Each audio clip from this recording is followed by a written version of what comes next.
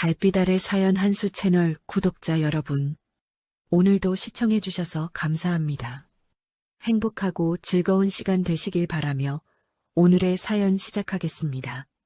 3대 독자 한도윤은 서울대를 졸업하고 미국 하버드에서 유학까지 마친 유능한 인재였습니다. 26의 나이에 그가 쌓아온 이력은 누가 봐도 화려했죠. 경영학과를 수석으로 졸업했고 하버드 경영대학원에서는 장학금을 받으며 석사학위를 땄어요. 졸업 후엔 삼성전자 글로벌 컨설팅 회사에서 일자리 제안을 받았지만 도윤은 그 모든 걸 뒤로 미뤘습니다. 먼저 해야 할 의무가 있었으니까요. 그렇게 군복을 입고 훈련소에 들어선 건 2월 초, 아직 매서운 추위가 가시지 않은 어느 월요일 아침이었어요. 훈련소 정문을 들어서며 도윤은 깊게 숨을 들이마셨습니다. 2년만 잘 버티면 돼. 할아버지께 부끄럽지 않은 군인이 되자. 그는 스스로에게 다짐했죠. 하지만 그 이력은 훈련소 시절부터 빠르게 퍼져나갔어요. 입대 첫날 자기소개 시간에 한 조교가 물었습니다. 학력사항 말해봐. 도윤은 담담하게 답했죠. 서울대학교 경영학과 졸업했고 하버드 경영대학원 석사과정을 마쳤습니다. 그 순간 생활관 안이 술렁였어요. 야, 저애 서울대 나왔대. 하버드까지 다녀왔다며? 동기들 사이에서 오가는 수군거림은 처음엔 단순한 호기심이었습니다. 몇몇은 다가와서 영어 공부법을 물었고 또 면모진 진로 상담을 부탁하기도 했어요. 도윤은 친절하게 답해줬습니다. 훈련소 5주 동안은 그렇게 무난하게 흘러갔죠. 문제는 자대 배치를 받고 본격적인 군 생활이 시작되면서부터였어요. 도윤이 배치받은 부대는 경기도 외곽의 한 보병사단이었습니다. 이등병 계급장을 달고 생활관에 들어선 첫날 선임들의 시선이 느껴졌어요. 그건 호기심이 아니라 경계와 적대감에 가까운 눈빛이었죠. 야, 신병. 학교 어디 나왔어? 한 병장이 물었습니다. 도윤은 가능한 한 짧게 답했어요. 서울대입니다. 그러자 병장은 코웃음을 쳤죠. 서울대? 공부만 하다 왔겠네. 여긴 머리로 하는 데가 아니야. 몸으로 하는 거라고. 그날 밤부터 분위기가 달라졌습니다. 공부만 하다 오네 군대 우습게 아는 엘리트라는 낙인이 어느새 도윤의 등에 찍혀 있었어요. 선임들은 도윤을 볼 때마다 비꼬는 투로 말했습니다.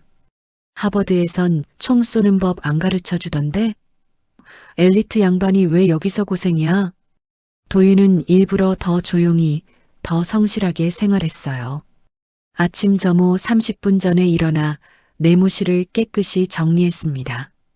화장실 청소는 누가 시키지 않아도 먼저 했고 선임들의 군화도 틈날 때마다 닦아놨죠. 지시에는 언제나 네 알겠습니다로 답했고 절대 반론하지 않았어요. 그러나 그 태도가 오히려 선임들의 열등감을 자극했습니다. 한 상병은 동기에게 이렇게 말했어요. 저 새끼 봐라. 완벽하게 하려고 난리야. 우리 무시하는 거 아니야?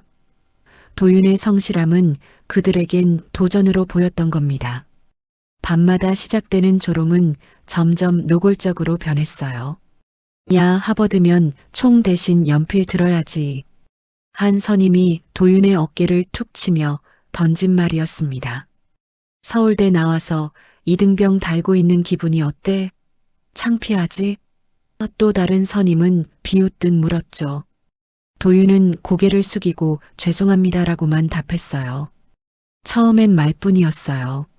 하지만 일주일, 2주일이 지나면서 조롱은 신체적 접촉으로 바뀌기 시작했습니다. 복도를 지나갈 때 일부러 어깨를 세게 부딪혔고 뛰어갈 때는 슬쩍 발을 걸었죠. 넘어져도 조심해야지. 하버드에선 그것도 안 가르쳐. 라는 말만 돌아왔어요. 어느 날 밤 샤워실에서 사건이 벌어졌습니다. 도윤이 비누칠을 하고 있을 때 누군가 뒤에서 그를 세게 밀었어요.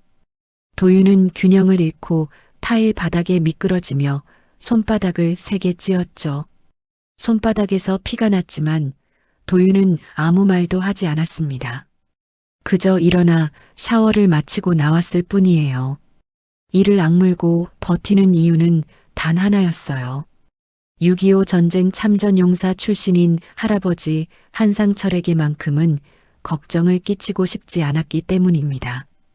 매주 오는 할아버지의 편지에는 언제나 이런 문장이 적혀 있었죠.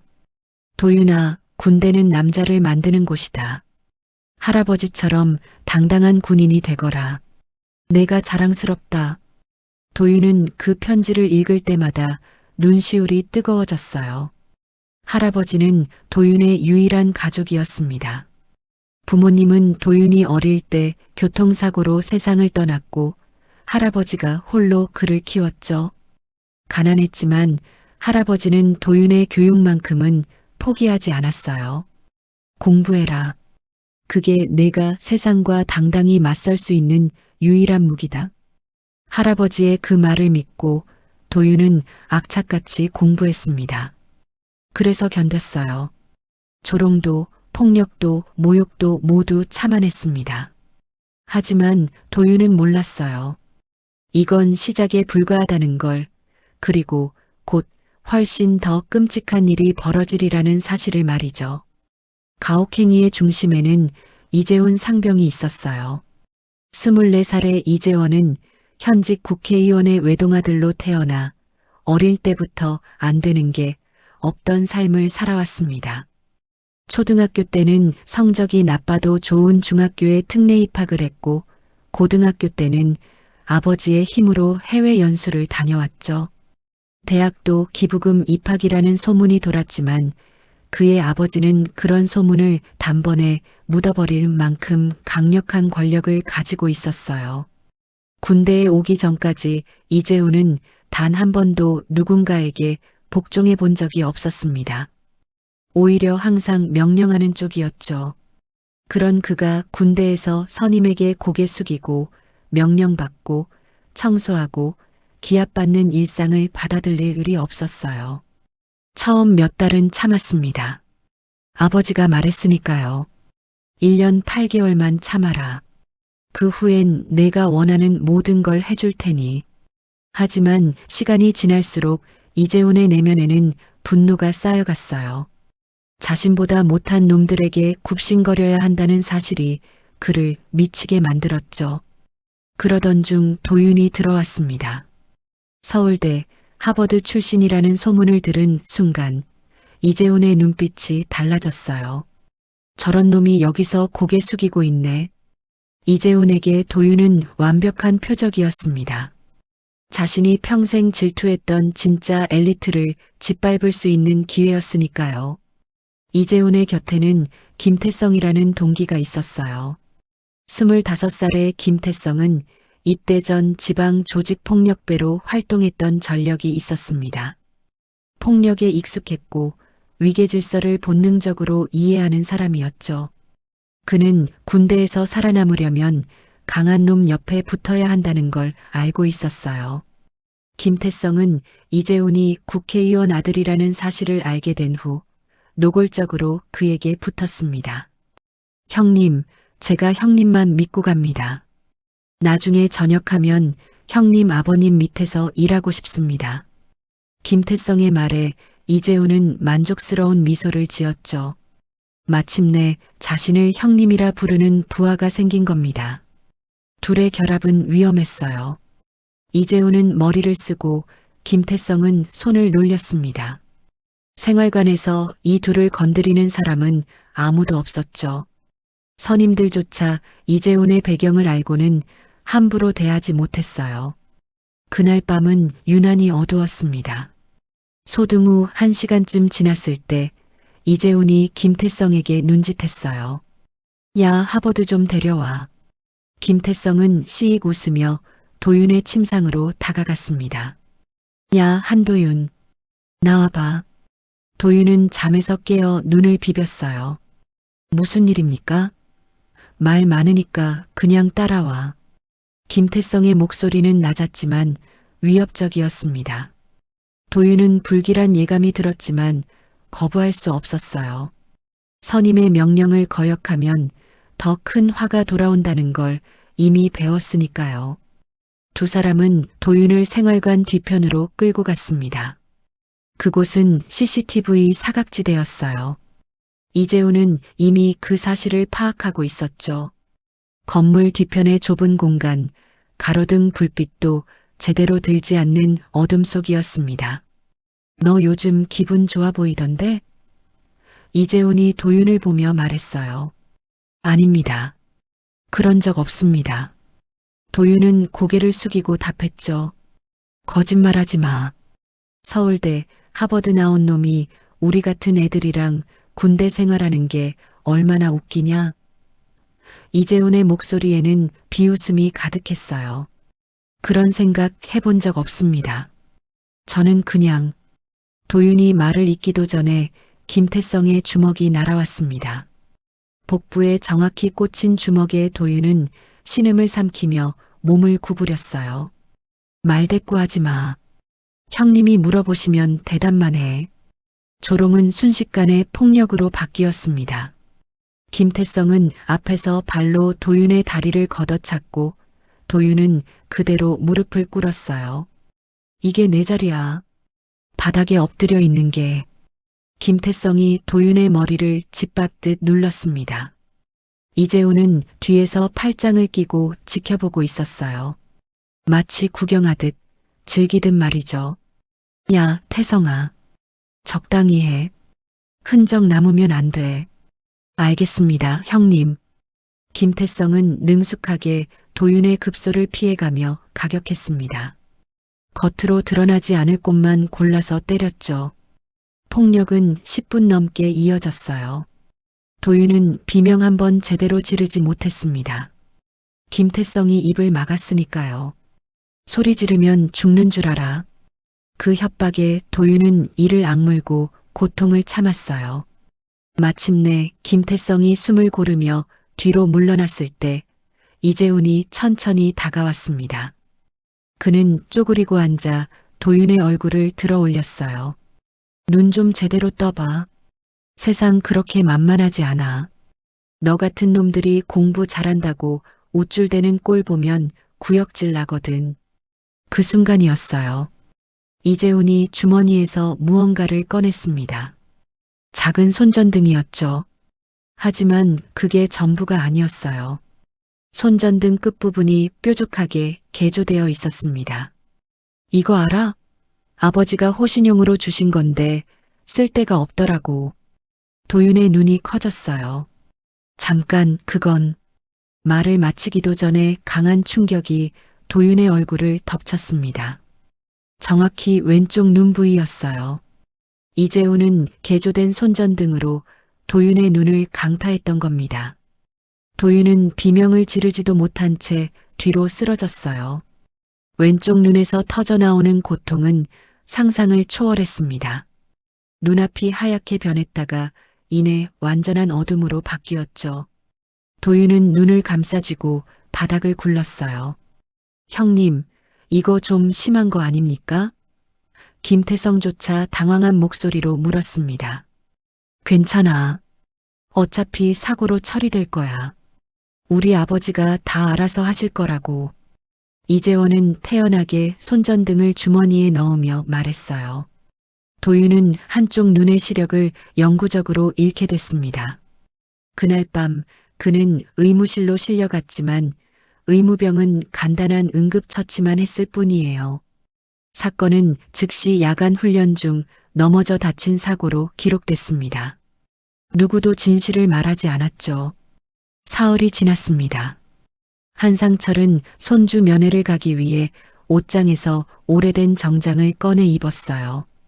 78세의 노인에게 정장은 특별한 날에만 입는 옷이었죠.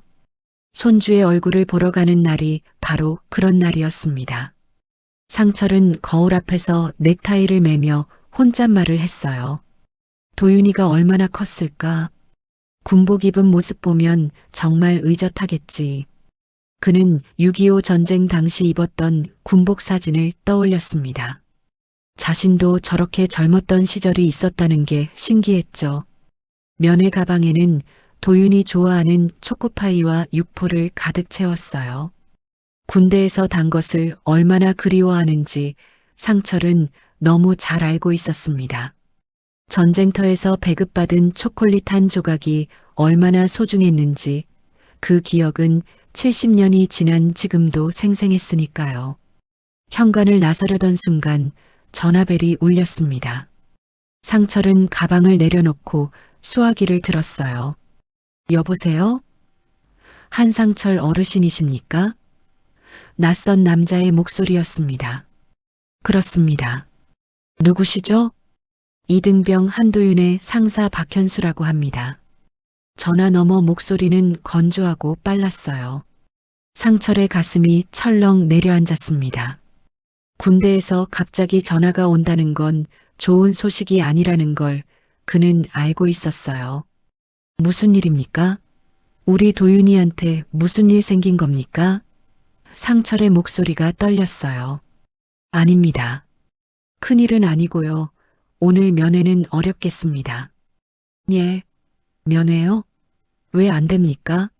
상철은 이미 정장까지 차려입고 나갈 준비를 다 했다고 말하려다 참았습니다. 부대 사정이 있습니다. 양해 부탁드립니다.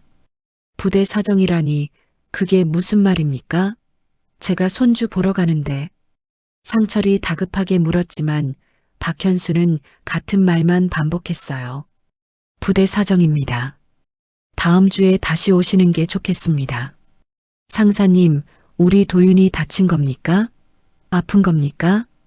상철의 질문에 잠시 침묵이 흘렀습니다. 그 침묵이 너무 길었어요. 경미한 부상이 있습니다만 크게 걱정하실 건 없습니다. 부상이요? 어디를 다쳤습니까? 지금 당장 가야 하는 거 아닙니까? 어르신, 진정하십시오. 의무대에서 치료받고 있습니다. 괜찮습니다. 박현수의 목소리는 여전히 감정이 없었어요. 괜찮다니요? 제 손주가 다쳤는데 괜찮다는 게 무슨 말입니까? 상철의 목소리가 커졌지만 전화는 일방적으로 끊겼습니다. 따르릉. 신호음만 울릴 뿐이었어요. 상철은 수화기를 든 채 한참을 서 있었습니다.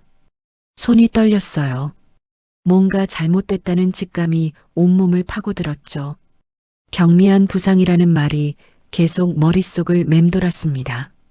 군대에서 경미하다고 말하는 것이 실제로는 심각한 경우가 많다는 걸 그는 알고 있었어요. 정장을 벗지도 않은 채 상철은 소파에 주저앉았습니다. 손에 든 면회 가방이 무겁게 느껴졌어요. 그날 저녁까지 상철은 전화기만 바라봤습니다. 도윤에게서 연락이 올 거라 믿었으니까요. 밤 9시가 넘어서야 휴대전화가 울렸어요. 문자 메시지였습니다. 발신자는 도윤이었죠. 상철은 서둘러 돋보기를 꺼내 들고 메시지를 읽었습니다. 할아버지, 괜찮아요. 오지 마세요. 단 11글자였어요.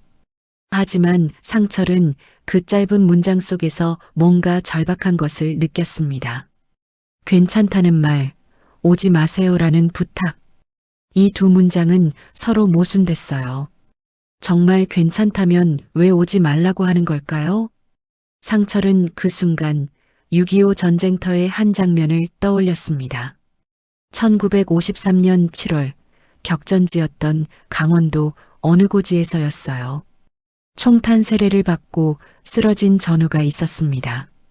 상철이 달려가 괜찮아? 라고 묻자 그 전우는 피를 토하면서도 웃으며 말했죠. 괜찮아. 넌가 있어. 나 때문에 너까지 죽으면 안 돼. 그 전우는 1시간 후 숨을 거뒀어요. 괜찮다는 말이 가장 위험한 신호라는 걸 상철은 그때 배웠습니다.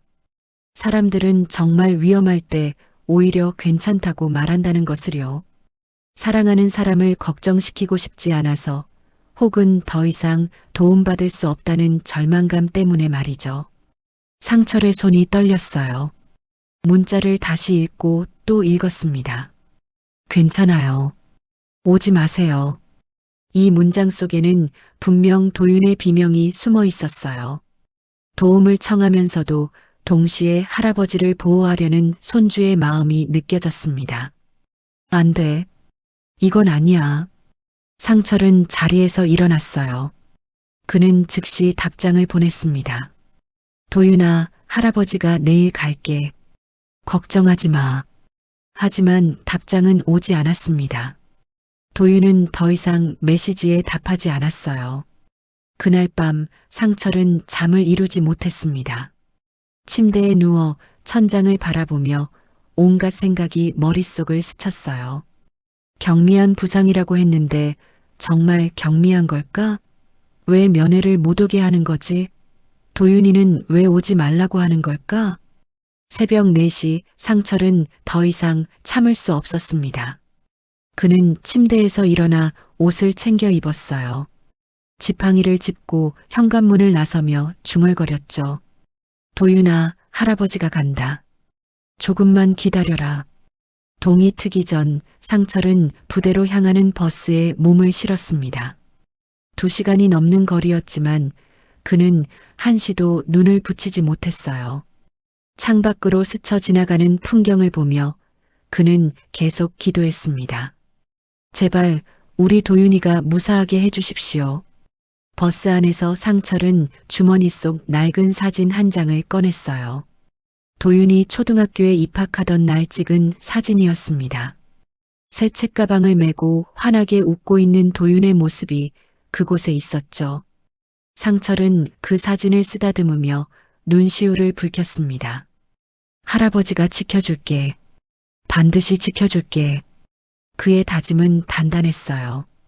6.25 전쟁을 겪은 노병의 눈빛에는 어떤 두려움도 없었습니다. 상철은 아침 7시에 부대 정문 앞에 도착했습니다. 이른 시간임에도 위병소에는 이미 젊은 병사 2명이 근무를 서고 있었어요.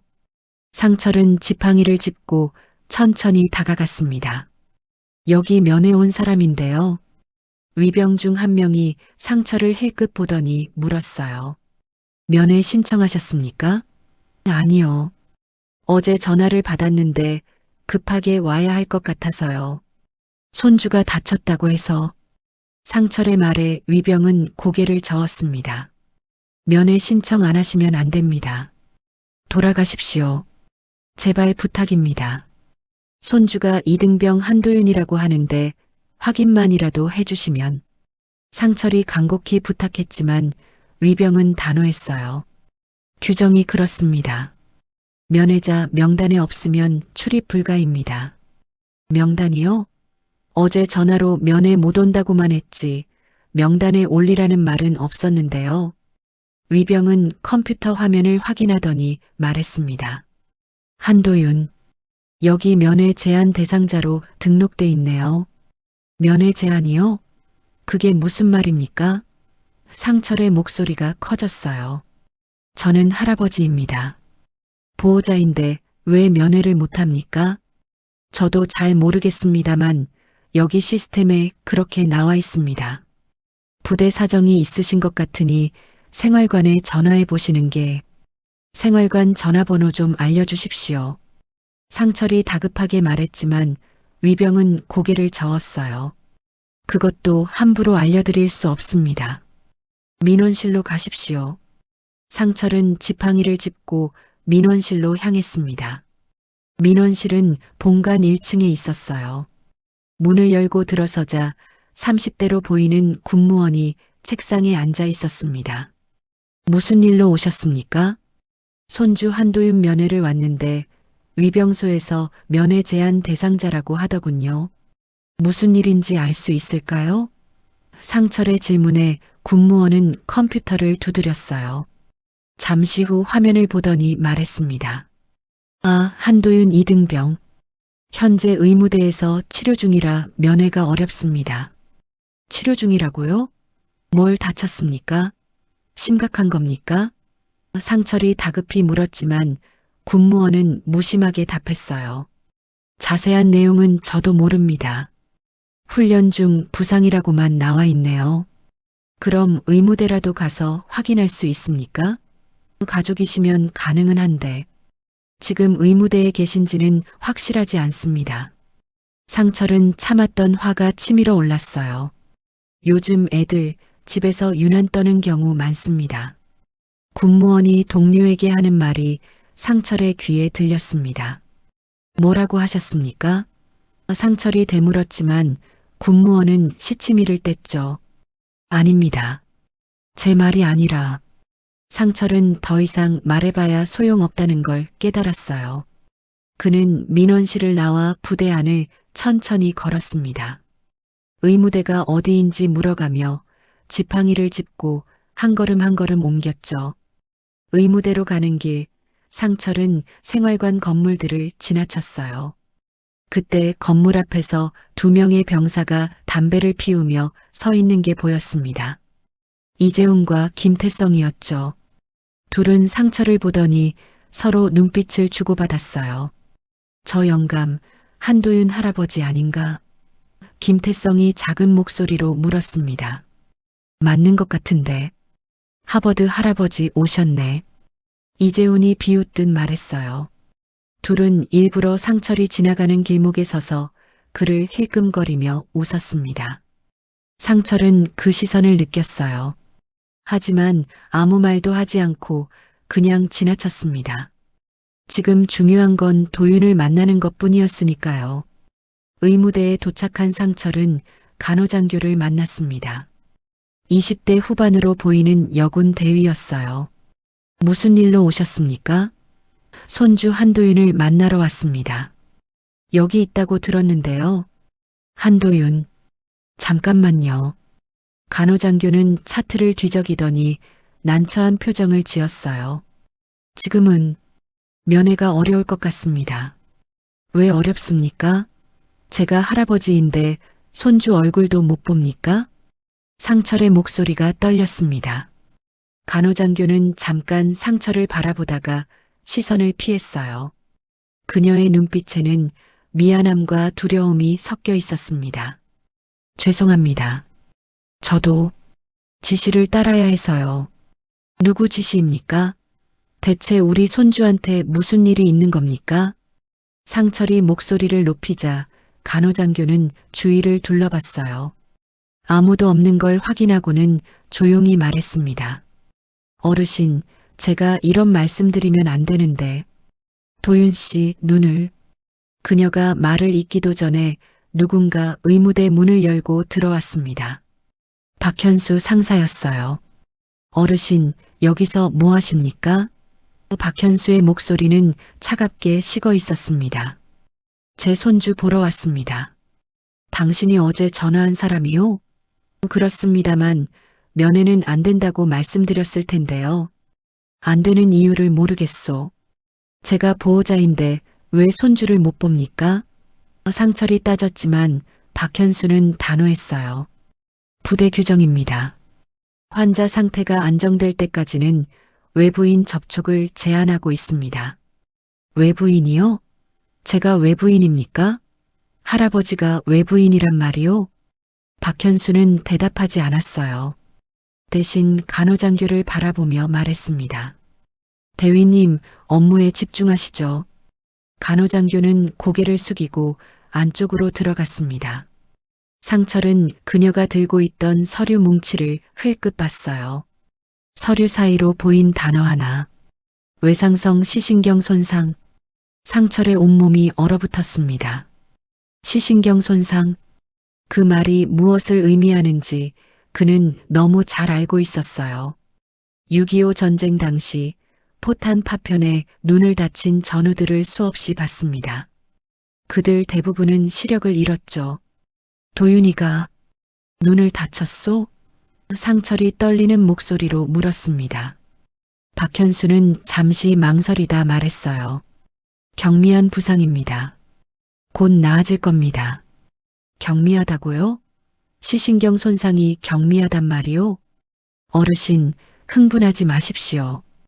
의료진이 최선을 다하고 있습니다. 박현수의 말은 형식적이었어요. 상철은 그의 눈빛에서 거짓을 읽었습니다. 이건 단순한 사고가 아니라는 걸, 뭔가 숨기고 있다는 걸 직감했죠. 당신들이 우리 도윤이한테 무슨 짓을 한 겁니까? 상철의 목소리가 떨렸어요. 분노와 슬픔이 뒤섞인 목소리였습니다. 아무 짓도 하지 않았습니다. 훈련 중 발생한 불가피한 사고입니다. 상철은 그 자리에서 주저앉았어요. 다리에 힘이 풀려버린 겁니다. 78년을 살아온 노인의 눈에서 눈물이 흘러내렸습니다. 전쟁터에서도 울지 않았던 사람이 손주 때문에 무너진 거예요. 제발, 제발 도윤이 얼굴만이라도 보게 해주시오. 할아버지가 잘못했소. 제발. 상철의 애원에도 박현수는 고개를 저었습니다. 오늘은 안 됩니다. 다음 주에 다시 오십시오. 상철은 지팡이를 짚고 일어섰어요. 그의 손은 떨리고 있었지만 눈빛만큼은 변하지 않았습니다. 6.25 전쟁을 겪은 노병의 눈빛이었죠. 그는 천천히 의무대를 나서며 중얼거렸습니다. 이건 전쟁이 아니라는 걸 모르는구나. 상철은 부대를 나와 근처 버스 정류장 벤치에 앉았습니다. 지팡이를 무릎에 올려놓고 한참을 멍하니 앉아 있었어요. 머릿속에는 외상성 시신경 손상이라는 단어만 맴돌았습니다. 전쟁터에서 수없이 봤던 장면들이 떠올랐어요. 포탄 파편에 눈을 잃은 전우들, 총탄이 스쳐 지나가며 한쪽 눈이 터진 병사들. 그들 중 대부분은 평생 장애를 안고 살아야 했죠. 어떤 이는 절망에 빠져 스스로 목숨을 끊기도 했습니다. 도윤이가, 우리 도윤이가 그런 일을. 상철의 손이 떨렸어요. 아니, 온몸이 떨렸습니다. 분노와 슬픔, 그리고 무력감이 동시에 밀려왔죠.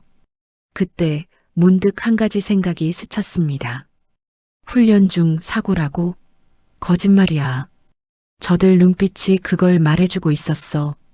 상철은 6.25 전쟁에서 셀 수 없이 많은 사람들을 봤어요.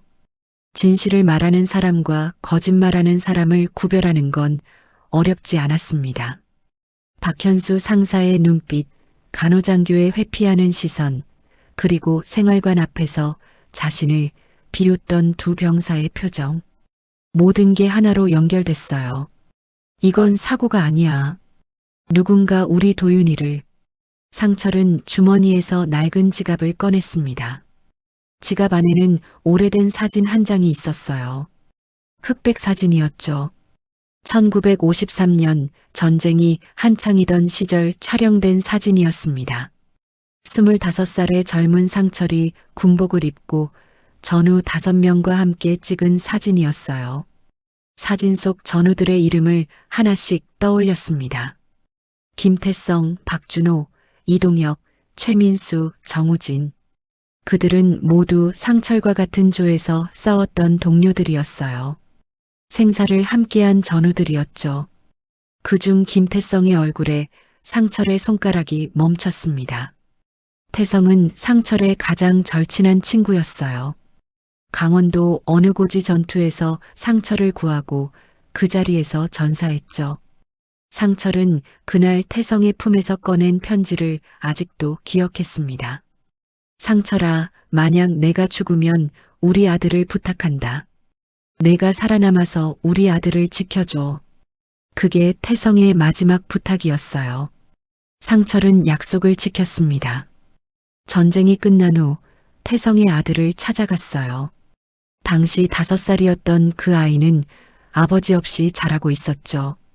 상철은 그 아이를 자신의 아들처럼 돌봤습니다. 학비를 대주고 진로를 상담해주고 때로는 엄하게 훈육하기도 했어요. 그 아이가 지금은 50대 중반의 육군 중장이 됐습니다. 이름은 김정훈. 육군 본부에서 요직을 맡고 있는 장성이었죠. 상철에게는 아들 같은 존재였고 김정훈에게 상철은 아버지나 다름없었어요. 하지만 상철은 그동안 김정훈에게 부탁한 적이 거의 없었습니다. 자신의 문제는 스스로 해결하려 했고 전우의 아들에게 짐이 되고 싶지 않았으니까요. 김정훈이 승진할 때마다 찾아와 아버지, 필요한 거 없으세요? 라고 물었지만 상철은 항상 괜찮다고만 답했죠. 하지만 지금은 달랐어요. 이건 자신의 문제가 아니라 손주의 문제였습니다. 아니, 손주의 생명이 걸린 문제였죠. 상철은 더 이상 망설이지 않았어요. 조용히 휴대전화를 꺼냈습니다. 스마트폰 사용이 서툰 78세 노인이었지만 전화번호를 찾는 건 할 수 있었어요. 연락처 목록을 천천히 내리다가 한 이름에서 멈췄습니다. 김정훈 중장. 손가락이 떨렸어요. 전화를 걸어야 할지 말아야 할지 잠시 고민했습니다. 이건 너무 큰 부탁이 아닐까? 정훈이에게 폐를 끼치는 건 아닐까? 하지만 도윤의 얼굴이 떠올랐어요. 어릴 적부터 할아버지를 따르던 그 착한 손주가 지금 어딘가에서 고통받고 있었습니다. 상철은 결심했어요. 통화 버튼을 눌렀습니다. 신호음이 3번 울렸고 곧 익숙한 목소리가 들렸습니다. 아버지. 김정훈의 목소리는 언제나처럼 밝고 힘찼어요. 그는 상철을 아버지라고 불렀습니다. 친아버지를 본 적 없는 그에게 상철은 진짜 아버지였으니까요. 정훈아. 상철의 목소리가 떨렸습니다. 평소와 다른 목소리였죠. 김정훈은 즉시 알아챘어요. 아버지, 무슨 일 있으세요? 어디 아프십니까? 나는 괜찮다. 그런데 정훈아, 부탁이 하나 있다. 상철이 말하자 김정훈은 진지한 목소리로 답했습니다. 말씀하세요, 아버지. 무엇이든 하겠습니다. 우리 도윤이가 군대에서. 상철은 말을 잇지 못했어요. 목이 메었습니다. 78년을 살면서 전쟁도 겪고 가난도 겪고 온갖 고난을 다 겪었지만 지금처럼 말문이 막힌 적은 없었어요. 도윤이요? 손주 말씀이십니까? 무슨 일입니까? 김정훈의 목소리에 긴장감이 실렸습니다. 도윤이가 눈을 다쳤다. 시신경 손상이라고. 상철의 말에 김정훈은 잠시 침묵했어요. 어느 부대입니까? 김정훈의 목소리가 낮아졌습니다. 평소의 온화함은 사라지고 차갑고 단호한 음성이었죠. 상철은 부대 이름을 말했습니다. 그리고 정훈아, 이건 사고가 아닌 것 같다. 사고가 아니라니요? 부대에서 면회도 못하게 막고 모든 걸 숨기려고 해. 훈련 중 사고라고 하는데 내가 보기엔. 상철은 목소리를 낮췄어요. 누군가 우리 도윤이를 다치게 한 것 같다. 전화 너머로 김정훈이 깊게 숨쉬는 소리가 들렸습니다. 아버지, 제가 지금 당장 확인하겠습니다. 1시간만 기다려주세요. 정훈아, 미안하다. 이런 부탁을. 무슨 말씀을 하십니까? 아버지께서 평생 저를 키워주셨는데 이런 거 하나 못 해드리면 제가 사람입니까? 김정훈은 단호하게 말했어요. 아버지, 제 아버지가 돌아가시기 전 하신 말씀 기억하십니까? 기억한다. 상철의 목소리가 잠겼습니다. 아버지는 저에게 상철이를 아버지처럼 모셔라고 하셨습니다. 저는 그 약속을 평생 지키며 살았어요. 아버지의 손주는 곧 제 조카입니다. 제가 반드시 보호하겠습니다. 전화를 끊은 후 상철은 하늘을 올려다봤어요. 태성아, 내 아들이 훌륭하게 컸다. 이제 내 손주를 지켜줄 거야. 상철의 눈에서 눈물이 흘러내렸습니다. 하지만 이번엔 절망의 눈물이 아니었어요. 희망의 눈물이었죠. 1시간 후 김정훈은 다시 전화를 걸었습니다. 아버지, 확인했습니다. 상황이 심각합니다. 얼마나 심각한데? 도윤 씨가 한쪽 눈 시력을 완전히 잃었습니다. 그리고 이건 훈련 중 사고가 아닙니다. 가혹행위입니다. 상철의 주먹이 꽉 쥐어졌어요. 누가 그런 짓을 했나? 이재훈 상병과 김태성 일병입니다. 그리고 부대에서 이를 은폐하려 했습니다. 김정훈의 목소리는 분노로 떨리고 있었어요. 정훈아, 내가 뭘 해야 하나? 상철이 물었습니다. 아버지는 아무것도 안 하셔도 됩니다. 김정훈은 단호하게 말했죠. 제가 알아서 하겠습니다. 그리고 아버지, 응? 이번엔 우리가 갑니다. 김정훈은 전화를 끊자마자 움직였어요. 그는 자신의 연락처에서 몇 개의 번호를 꺼냈습니다. 모두 6.25 전쟁 참전 용사들의 아들들이었죠. 그들 역시 상철에게 신세를 졌던 사람들이었어요. 첫 번째 전화는 박준호 장군의 아들인 박성훈 소장에게 걸렸습니다. 성훈아, 나 김정훈이야. 한상철 아버님 아시지? 물론이죠. 우리 아버지 생명의 은인이신데요. 아버님 손주가 군대에서 가혹행위를 당했어. 지금 즉시 움직여야 해. 두 번째 전화는 이동혁 장군의 아들인 이준석 준장에게 갔습니다. 준석아, 긴급 상황이야. 한상철 어르신 손주 건인데. 세 번째, 네 번째, 다섯 번째. 전화는 계속 이어졌어요. 별 하나, 별 둘, 별 셋. 장성들이 하나둘씩 모이기 시작했습니다. 그들은 어릴 때부터 상철을 아버지처럼 모셨던 사람들이었어요. 상철이 그들의 아버지를 전쟁터에서 구했고 전쟁 후에는 그들을 돌봐줬죠. 김정훈은 마지막 전화를 걸었습니다. 육군 참모총장실이었어요. 총장님, 김정훈입니다. 급히 보고드릴 사항이 있습니다. 그날 저녁 별 13시 각자의 위치에서 동시에 움직이기 시작했습니다. 이틀 후 부대에는 전례 없는 일이 벌어졌습니다. 새벽 6시 부대 정문 앞에 검은색 승용차 5대가 일렬로 도착했어요. 차에서 내린 사람들은 모두 장성들이었습니다. 별 하나, 별 둘, 별 셋. 모두 합쳐 별 13이었죠. 위병은 당황했어요. 평소엔 한 달에 한 번 장군이 방문할까 말까 한데 오늘은 한꺼번에 5명이 온 겁니다. 차렷, 경례. 위병이 급히 자세를 바로잡았습니다. 김정훈 중장이 가장 먼저 차에서 내렸어요. 그는 위병에게 묻지도 않고 바로 안으로 들어갔습니다.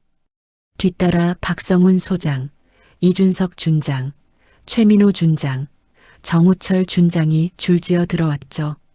부대장실에 비상이 걸렸습니다. 부대장 김영식 대령은 급히 제복을 갈아입으며 부관에게 물었어요. 도대체 무슨 일이냐? 왜 이렇게 많은 장성들이 동시에 오는 거야? 저도 잘 모르겠습니다. 사전 통보도 없었습니다. 김영식 대령은 불안했어요. 한도윤 사건을 은폐하라는 지시를 받고 처리했는데 뭔가 잘못된 것 같았습니다. 설마 그건 때문에? 그는 이재훈의 아버지인 국회의원에게서 전화를 받았었어요. 이 일은 조용히 처리해 주시오. 훈련 중 사고로 마무리하면 됩니다. 알아서 잘 부탁하오. 김영식은 그 말에 따랐습니다. CCTV를 확인하지 않았고 목격자 진술도 받지 않았으며 의무 기록도 간단히 처리했죠.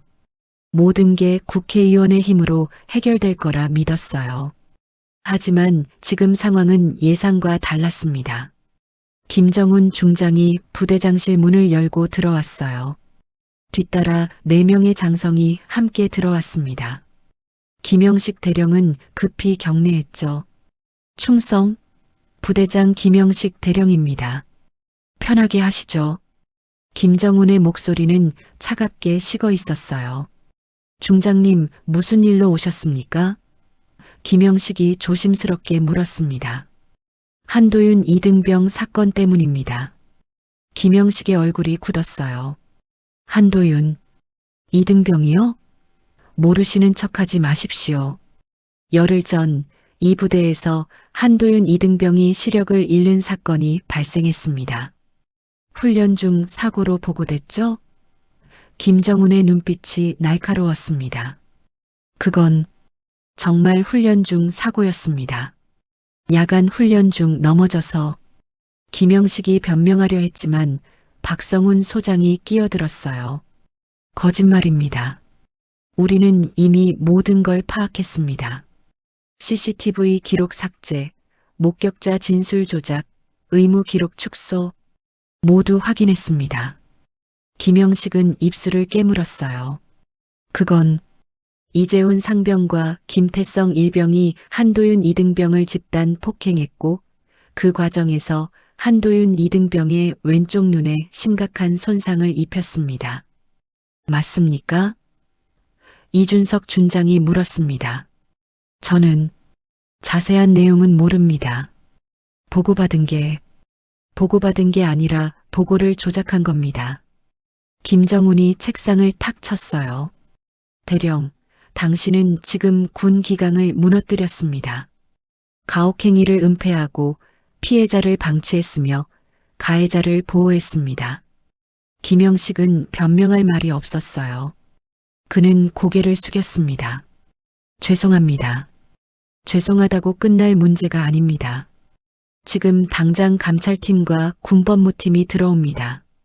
모든 기록을 제출하십시오. 그 순간 부대장실 문이 다시 열렸습니다. 감찰부 대령과 군법무관 중령이 들어왔어요. 그들 손에는 영장과 압수수색 허가서가 들려 있었습니다. 김영식 대령, 가혹행위 은폐 혐의로 조사를 시작하겠습니다. 부대는 순식간에 뒤집혔어요.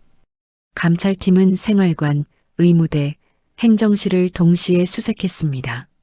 CCTV 저장 장치, 의무 기록, 행정 문서가 모조리 압수됐죠. 생활관에서는 이재훈과 김태성이 끌려 나왔습니다. 둘은 아침 점호를 마치고 휴식 중이었어요. 이재훈 상병, 김태성 일병. 두 사람은 한도윤 이등병 폭행 사건의 용의자로 지목됐습니다. 즉시 동행하십시오. 이재훈은 당황했어요. 무슨 소리입니까? 저는 아무것도. 변명은 조사실에서 하십시오. 헌병이 이재훈의 팔을 잡았습니다. 김태성은 얼굴이 새하얗게 질렸어요. 형님, 어떻게 하죠? 닥쳐. 말하지 마. 이재훈이 소리쳤지만 이미 늦었습니다. 둘은 헌병대로 연행됐어요.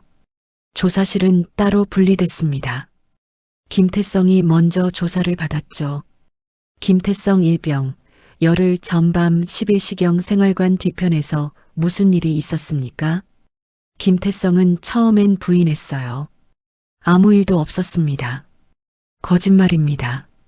우리는 이미 목격자 진술을 확보했습니다. 당신과 이재훈 상병이 한도윤 이등병을 폭행했다는 증언이 있습니다.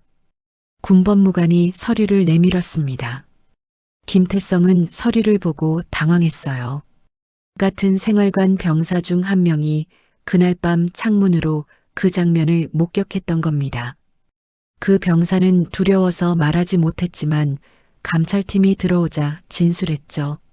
나는 시킨 대로 했을 뿐입니다. 김태성이 소리쳤어요.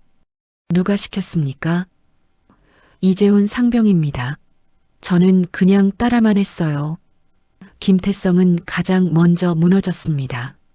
옆 조사실에서는 이재훈이 버티고 있었어요. 저는 아무것도 하지 않았습니다. 그날 밤 저는 취침 중이었습니다. 김태성 일병이 당신이 지시했다고 진술했습니다.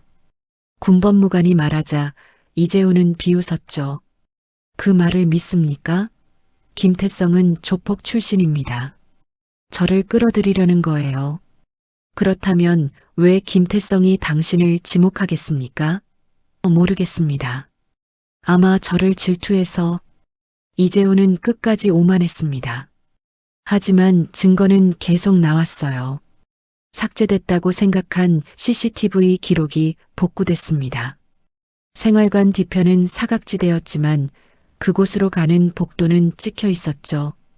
이재훈과 김태성이 도윤을 끌고 가는 장면이 선명하게 남아 있었어요. 의무 기록도 다시 조사됐습니다. 처음 기록에는 외상성 시신경 손상이라고 적혀 있었지만 나중에 훈련 중 낙상사고로 수정된 흔적이 발견됐죠. 누가 언제 왜 수정했는지도 밝혀졌습니다. 부대장의 지시였어요. 이재훈의 아버지인 국회의원이 부대에 전화를 걸었습니다. 김영식 대령, 무슨 일입니까? 왜 우리 아들을 조사합니까? 의원님, 죄송하지만 지금은 제가 어떻게 할 수 있는 상황이 아닙니다. 내가 누군지 알고 있소? 당신 진급, 내가 막을 수도 있소. 국회의원이 협박했지만 김영식은 이미 포기한 상태였어요.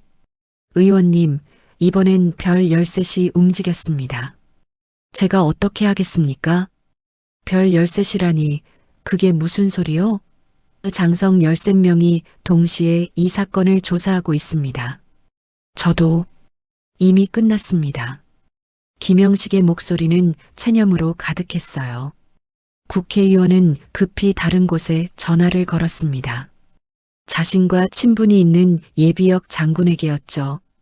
여보게, 지금 우리 아들이 군대에서 곤란한 일을 겪고 있네. 좀 도와줄 수 없겠나? 무슨 일인가? 가혹행위라는데 사실 큰 일도 아니고.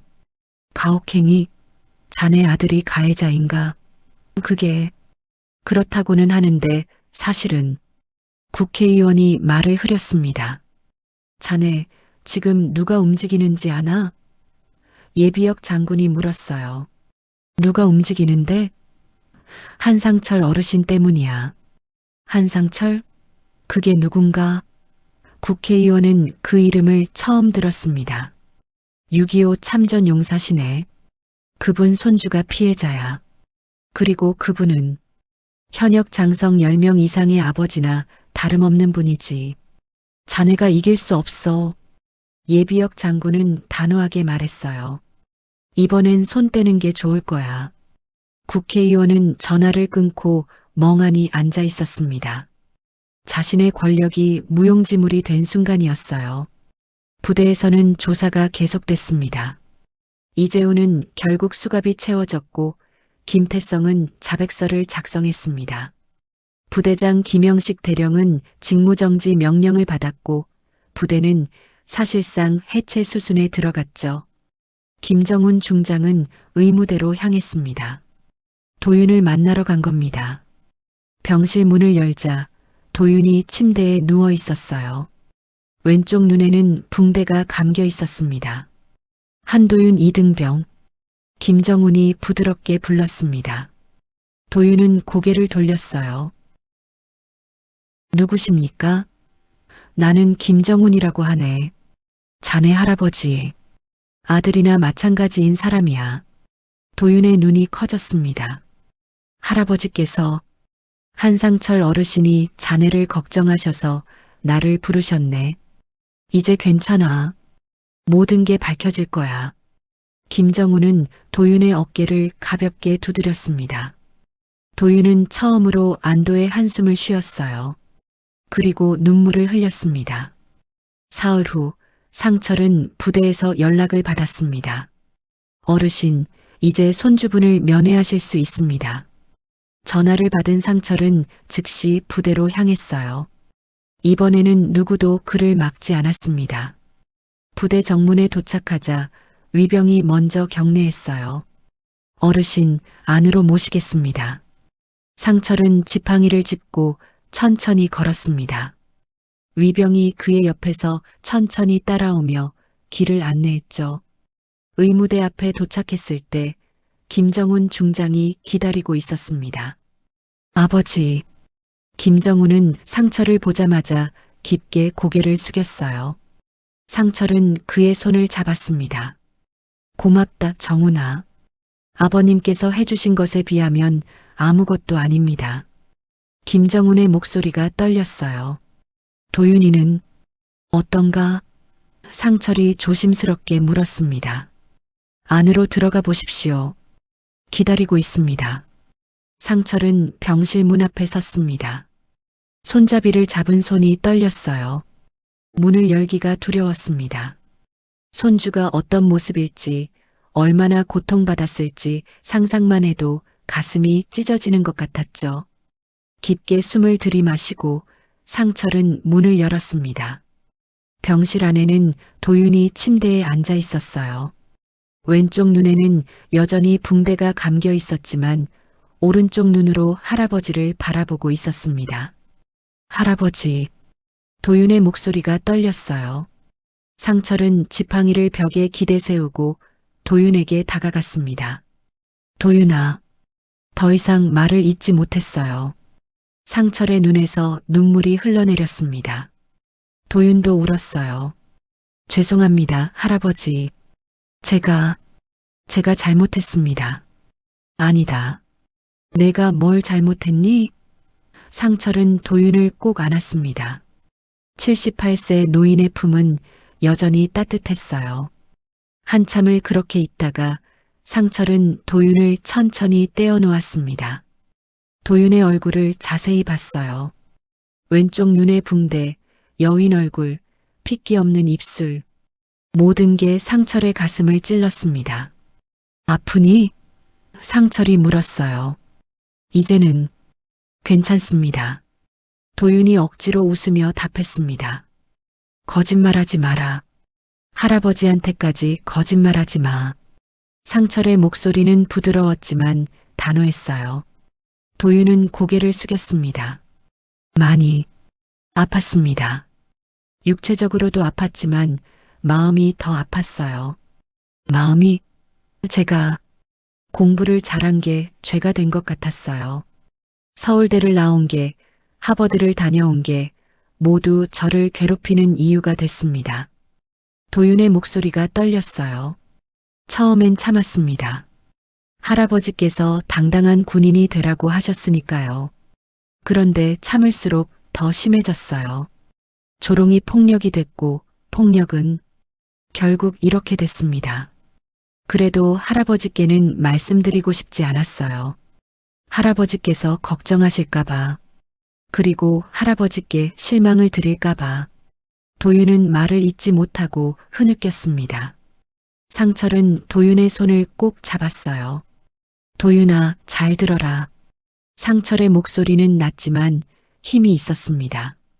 내가 똑똑한 게 죄가 아니야. 공부를 잘한 게 잘못이 아니란 말이다. 저들이 비열한 거야. 저들이 잘못된 거란 말이다. 상철의 눈빛이 강렬했어요. 세상에는 두 종류의 사람이 있어. 자기보다 나은 사람을 보면 배우려는 사람과 질투하고 끌어내리려는 사람. 저들은 후자였을 뿐이야. 도윤은 할아버지의 말을 들으며 고개를 끄덕였습니다. 너는 잘못한 게 하나도 없어. 내가 성실하게 공부한 것도, 좋은 대학에 간 것도 모두 내 노력의 결과야. 그걸 부끄러워할 이유가 없단 말이다. 하지만 할아버지, 저는 이제 도윤이 왼쪽 눈의 붕대를 가리켰어요. 한쪽 눈을 잃었습니다. 이제 저는 그래서 뭐가 달라지니? 상철이 물었습니다. 도윤은 당황했어요. 뭐가 달라지냐고요? 너는 여전히 똑똑하고 여전히 성실하고 여전히 훌륭한 사람이야. 눈 하나 잃었다고 내 가치가 줄어드는 건 아니란 말이다. 상철은 자신의 왼쪽 다리를 가리켰습니다. 할아버지도 전쟁터에서 다쳤어. 왼쪽 다리에 총알을 맞았지. 지금도 절뚝거리며 다니잖니? 도윤은 처음 알았다는 듯 할아버지의 다리를 봤어요. 하지만 할아버지는 그 후로도 내 할머니를 만났고 내 아버지를 낳았고 너를 키웠어. 다리 하나 불편하다고 인생이 끝난 게 아니었단 말이야. 상철의 목소리에는 힘이 실려 있었습니다. 너도 마찬가지야. 한쪽 눈으로도 얼마든지 훌륭하게 살 수 있어. 아니, 오히려 이 경험이 너를 더 강하게 만들 거야. 상철은 도윤의 어깨를 두드렸어요. 도윤은 처음으로 희망을 느꼈습니다. 정말 그럴 수 있을까요? 물론이지. 할아버지가 보장한다. 상철은 웃었어요. 그 웃음은 진심이었습니다. 두 사람은 한참을 그렇게 앉아 있었습니다. 할아버지와 손주, 78년을 산 노인과 26살 청년. 하지만 그들 사이에는 깊은 이해와 사랑이 흐르고 있었어요. 할아버지, 도윤이 조심스럽게 물었습니다. 네, 가해자들은 어떻게 됐습니까? 상철은 잠시 침묵했어요. 벌을 받았어. 마땅히 받아야 할 벌을 받았지. 이재훈 상병과 김태성 일병은 군사법원에 넘겨졌어. 폭행치상 혐의로 기소됐고 중형을 받을 거야. 상철의 목소리는 담담했습니다. 그리고 부대장도 직무유기와 증거인멸 혐의로 조사받고 있어. 도윤은 복잡한 표정을 지었어요. 저 때문에 너무 많은 사람이 피해를 본 것 같습니다. 무슨 소리야? 내 때문이 아니야. 저들 스스로 저지른 일의 대가를 치르는 것뿐이야. 상철은 단호하게 말했습니다. 악한 일을 하면 반드시 대가를 치르게 돼 있어. 그게 정의야. 그리고 정의는 언젠가는 반드시 실현되는 법이지. 할아버지께서 많은 분들께 도움을 요청하셨다고 들었습니다. 도윤이 말했어요. 김정훈 중장님께서 말씀해 주셨어요. 6.25 참전용사 전우분들의 자제분들이 모두 움직여 주셨다고. 상철은 고개를 끄덕였습니다. 그래. 할아버지 혼자서는 할 수 없는 일이었어. 하지만 전우들이 도와줬지. 비록 그들은 이제 세상에 없지만 그들의 아들들이 할아버지를 도와줬단다. 전쟁터에서 함께 싸운 전우들은 형제보다 가까워. 생사를 같이 한 사이니까. 그리고 그 인연은 다음 세대까지 이어지는 거야. 상철의 목소리에는 그리움이 묻어났습니다. 할아버지, 도윤이 눈물을 흘렸어요. 감사합니다. 정말 감사합니다. 고맙긴. 할아버지가 당연히 해야 할 일을 했을 뿐이야. 상철은 도윤을 다시 한번 꼭 안았습니다. 도윤아, 이제 고개를 들어라. 너는 잘못한 게 없어. 당당하게 살아가거라. 네, 할아버지. 도윤은 할아버지의 품에서 고개를 끄덕였습니다. 병실 밖에서 김정훈이 그 모습을 지켜보고 있었어요. 그는 조용히 미소 지었습니다. 아버지, 아버지께서 상철 어르신을 지켜달라고 하셨는데 오늘 제가 그 약속을 지켰습니다. 김정훈은 마음속으로 돌아가신 아버지에게 보고했습니다. 그날 오후 도윤은 저녁 후 치료에 전념하기로 결정했어요. 의사는 한쪽 눈의 시력은 돌아오지 않지만 재활 치료를 통해 일상생활은 충분히 가능하다고 말했습니다. 상철은 도윤의 손을 잡고 말했어요. 할아버지가 옆에 있을게. 내가 다시 일어설 때까지 할아버지가 함께 할 거야. 네, 할아버지. 저도 열심히 하겠습니다. 두 사람은 서로를 바라보며 웃었습니다. 그 웃음 속에는 고통도 있었지만 희망도 함께 있었어요. 1년이 흘렀습니다. 부대는 그 사건 이후 완전히 달라졌어요. 이재훈과 김태성은 군사법원에서 각각 징역 3년과 2년을 선고받았습니다. 폭행치상 그리고 군인으로서의 의무 위반이 인정됐죠. 이재훈의 아버지인 국회의원은 아들을 구하려 백방으로 뛰었지만 결국 아무것도 할 수 없었어요. 별 13답해서 그의 권력은 무용지물이었으니까요. 부대장 김영식 대령은 불명예 전역 처분을 받았습니다. 가혹행위 은폐, 증거인멸, 직무유기 등 여러 혐의가 인정됐죠. 그는 군복을 벗으며 후회했지만 이미 늦었어요. 상사 박현수를 비롯한 관련자들도 모두 징계를 받았습니다. 부대는 사실상 재편됐어요. 새로운 부대장이 부임했고 가혹행위 방지 시스템이 전면 도입됐습니다. CCTV는 사각지대 없이 설치됐고 병사들의 고충 상담 시스템도 강화됐죠. 외부 민간 상담사가 정기적으로 방문해 병사들과 면담했습니다. 무엇보다 큰 변화는 병영 문화였어요. 선임들은 더 이상 후임들에게 함부로 대하지 못했습니다. 작은 폭력, 작은 조롱도 즉시 보고되고 처리됐죠. 부대 전체가 경각심을 가지게 된 겁니다. 이 사건은 언론에도 보도됐어요. 서울대아버드 출신 이등병, 군 가혹행위로 실명이라는 제목의 기사가 나갔고 사회적으로 큰 반향을 일으켰습니다.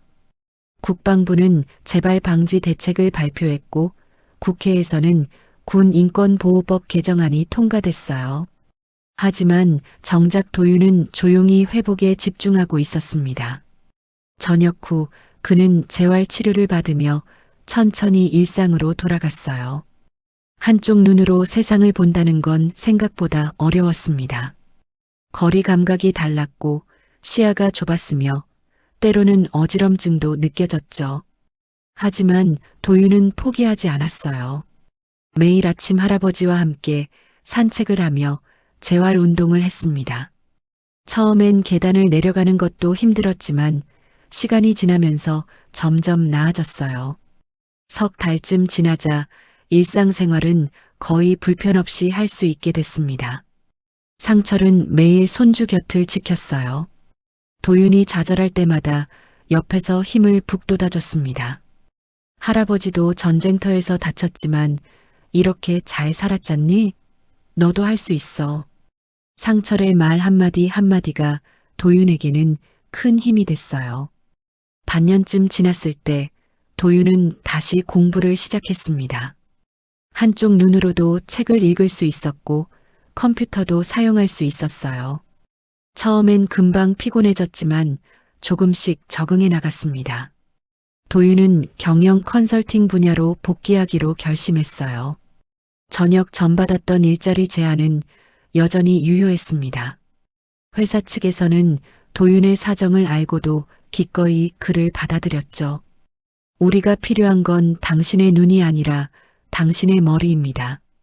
일을 시작한 도윤은 예전보다 더 열심히 일했어요. 한쪽 눈을 잃었지만 오히려 집중력은 더 좋아진 것 같았습니다. 그리고 무엇보다 사람을 대하는 태도가 달라졌어요. 예전보다 더 겸손해졌고 더 따뜻해졌으며 더 이해심이 깊어졌죠. 동료들은 도윤을 존경했습니다. 그의 이야기를 알고 있었고 그가 어떤 고통을 겪었는지도 알았어요. 하지만 도윤은 자신의 과거를 내세우지 않았습니다. 그저 묵묵히 일했고 성실하게 살아갔죠. 1년이 지난 어느 가을날 상철은 김정훈을 비롯한 장성들을 집으로 초대했습니다.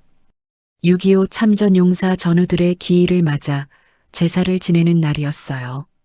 매년 이맘때면 상철은 전우들을 기억하며 조촐한 제사를 지냈습니다. 거실에는 5명의 영정 사진이 놓여 있었어요.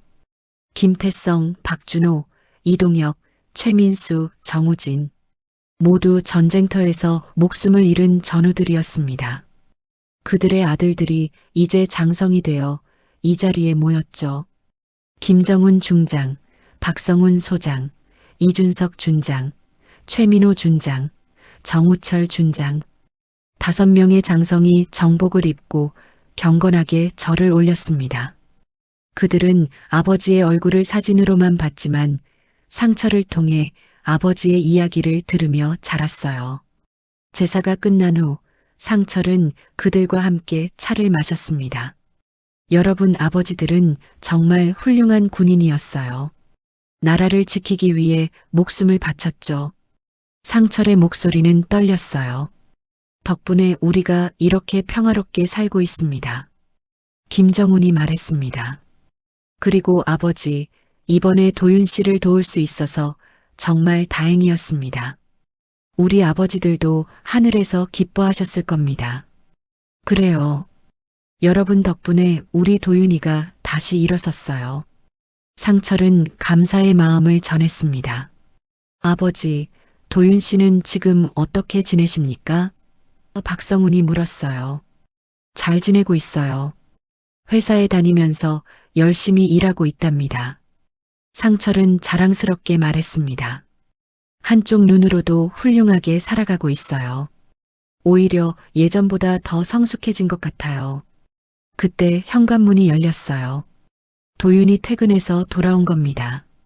할아버지, 다녀왔습니다. 도윤은 거실에 모인 장성들을 보고 깜짝 놀랐어요. 아, 손님들이 계셨네요. 죄송합니다. 괜찮아, 도윤아. 이리 와봐. 상철이 손짓했습니다. 도윤은 조심스럽게 다가갔어요. 김정훈이 먼저 일어나 악수를 청했습니다. 한도윤 씨, 오랜만입니다. 건강하게 지내셨습니까? 네, 중장님. 그때 정말 감사했습니다. 도윤은 깊게 고개를 숙였어요. 천만에요. 당연한 일을 했을 뿐입니다. 김정훈은 도윤의 어깨를 두드렸습니다. 다른 장성들도 차례로 도윤과 인사를 나눴어요. 그들은 도윤을 마치 자신의 조카처럼 따뜻하게 대했습니다. 도윤은 그들의 진심을 느낄 수 있었어요. 저녁 식사 자리에서 상철은 도윤에게 말했습니다. 도윤아, 이분들이 모두 너를 도와주신 분들이야. 이분들의 아버지는 할아버지의 전우들이셨지. 도윤은 그제야 모든 걸 이해했어요. 감사합니다.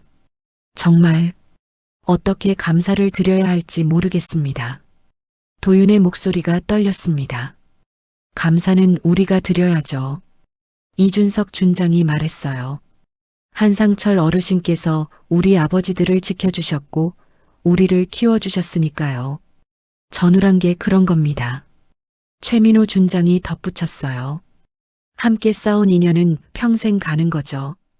그리고 그 인연은 다음 세대까지 이어지는 겁니다.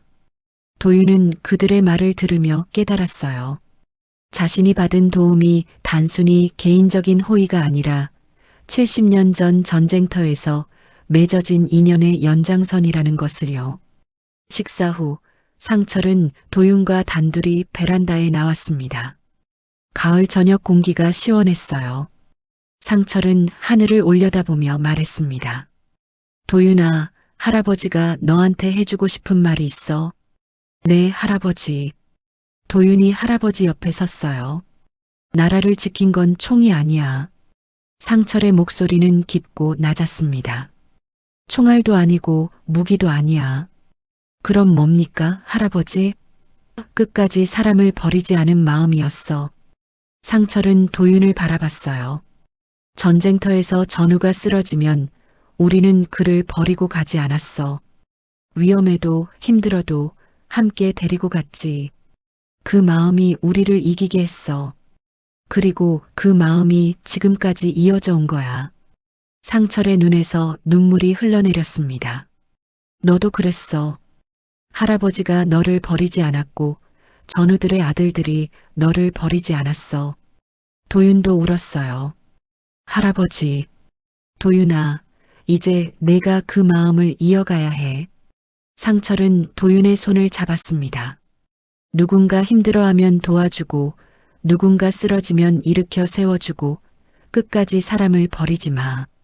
네, 할아버지. 꼭 그렇게 하겠습니다. 도윤은 할아버지의 손을 꼭 잡았어요. 약속해. 약속합니다. 두 사람은 한참을 그렇게 서 있었습니다. 78세 노인과 27살 청년. 하지만 그들 사이에는 70년의 역사가 흐르고 있었어요. 전쟁의 기억, 전우회의 정신, 그리고 세대를 넘어 이어지는 사랑이 말이죠. 그날 밤 상철은 일기를 썼습니다. 오래된 습관이었어요. 전쟁터에서부터 지금까지 거의 매일 일기를 썼죠. 오늘 일기의 마지막 문장은 이랬습니다. 오늘 나는 확신했다. 우리가 지킨 나라는 계속될 것이라고.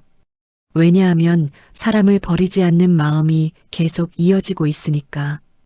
도윤은 자신의 방에서 거울을 봤어요. 왼쪽 눈에는 여전히 흉터가 남아 있었습니다. 하지만 이제 그는 그 흉터를 부끄러워하지 않았어요. 오히려 자랑스러워했습니다. 그 흉터는 자신이 겪은 고통의 증거이자 다시 일어선 승리의 표시였으니까요. 도윤은 한쪽 눈으로 세상을 보지만 더 이상 고개 숙이지 않았습니다. 당당하게, 씩씩하게, 그리고 따뜻하게 살아가고 있었어요. 할아버지가 가르쳐 준 대로 끝까지 사람을 버리지 않는 마음으로 말이죠.